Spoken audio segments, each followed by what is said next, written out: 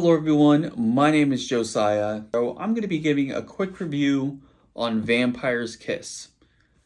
Vampire's Kiss is a 1989 comedy horror directed by Robert Bierman and stars Nicolas Cage as Peter Lowe, who is he's not a nice guy, but after one night when one night while he's drunk in his apartment, he gets attacked by a bat, and after being bitten by this bat, he starts to believe that he's turning into a vampire.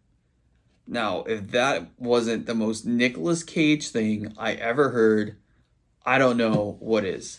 Of course, we all know Nicolas Cage, and he's a pretty weird guy, so I think that he was definitely the perfect choice for this role. His character, Peter Lowe, he isn't a nice guy. He's a boss. I don't remember what kind of company he is or what the company is, but he's just a very mean guy. He's very condescending, and he's just really mean, especially to his secretary Alva. I mean, he's just mean to her for no reason.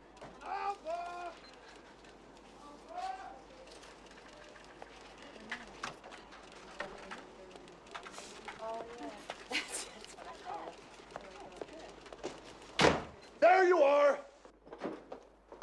A lot of this film, I thought that based off of the premise and the fact that it's Nicolas Cage, I thought it was going to be like when I read that it's a horror film, I thought it was going to be kind of along the lines of Tucker and Dale versus Evil, where it's pretty much just a comedy or like a parody on the horror genre, and it doesn't take itself too seriously.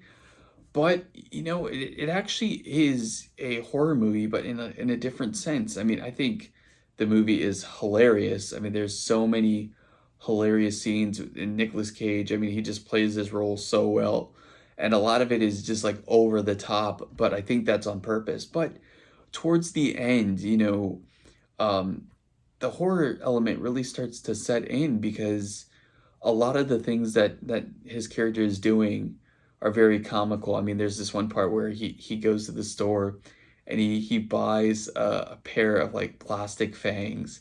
So he's just like walking around he's just walking around with these fangs in his mouth, and he just looks completely ridiculous, and he's running down the street shouting that he's a vampire, and he actually believes that he is. But it's like, with each choice that he makes, especially at the end of the film, you really just start to see just how deranged he's really become.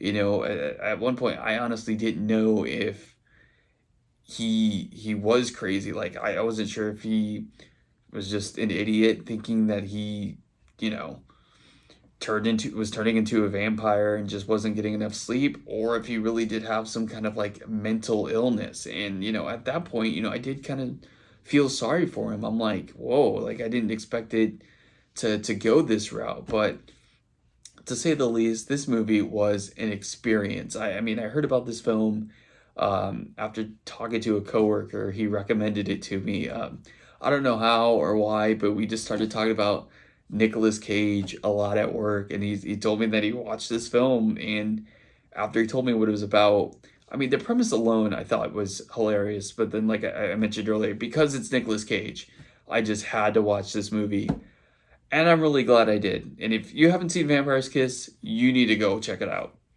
because it is something else.